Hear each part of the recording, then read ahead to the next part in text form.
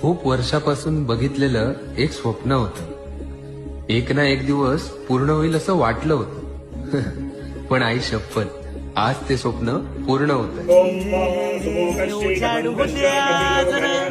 साकड हे माग होऊ दे पहाट नवी आता होऊन जाऊ दे साऱ्या जगाला पाहू दे पडू दे पाऊल जरी काट पाया खाली साकड्याला येऊ दे पडू दे पाऊल मोठी लढाई लढू मातीसाठी गड्या मनगटाचं जोर लावून